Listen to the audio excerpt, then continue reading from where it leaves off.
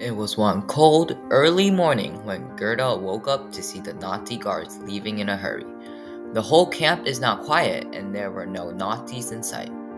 The SS had departed. They left their great coats, put on civilian.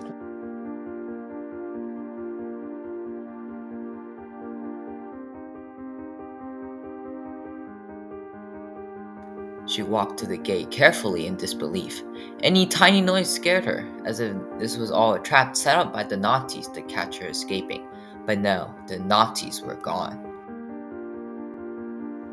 I knew I was free, but somehow the reality of it, I prayed for it for 6 years, in every waking hour, and I couldn't absorb the wonder of perhaps freedom until a crushing, almost overwhelming joy by seeing a strange car coming down the hill. No longer green. The white star of the American army on its hood, and two men in unfamiliar uniforms sat in it. I stood in the doorway, and one of them, we gathered him to be Americans, jumped out and he came toward me. One of the American soldiers stepped out of their trucks and walked towards Greta. She looked up at him with great awe and disbelief.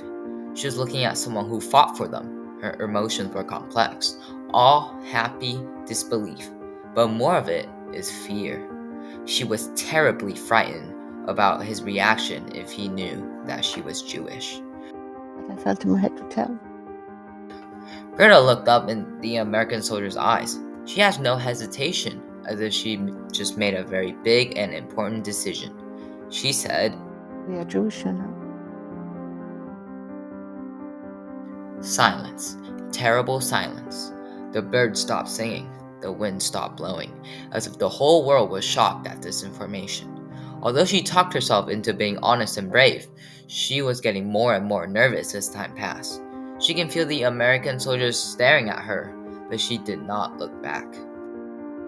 And then he said, So am I. This was the greatest moment of my life.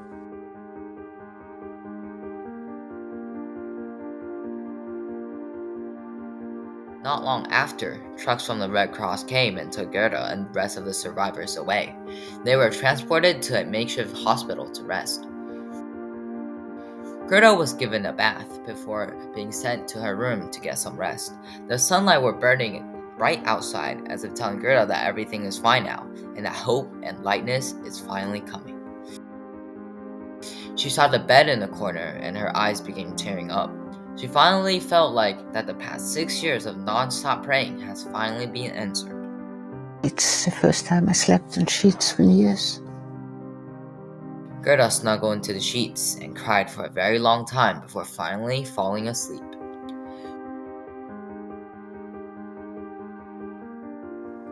And this is when I started to cry, and I cried for days. She couldn't fully understand why. It was a mixed feelings. Tears for finally having freedom. Tears for the gone loved ones. Tears for the American soldiers that saved her. Tears for everything that she has gone through in this terrible war. Suddenly, Gerda thought of the handsome American soldiers that liberated her and ended her nightmare. And I wondered what happened to this first young American whom I gave my name, but I didn't know his name. She thought about him more. And I realized that the war was still going on for a day or two, and I wondered if something happened to him.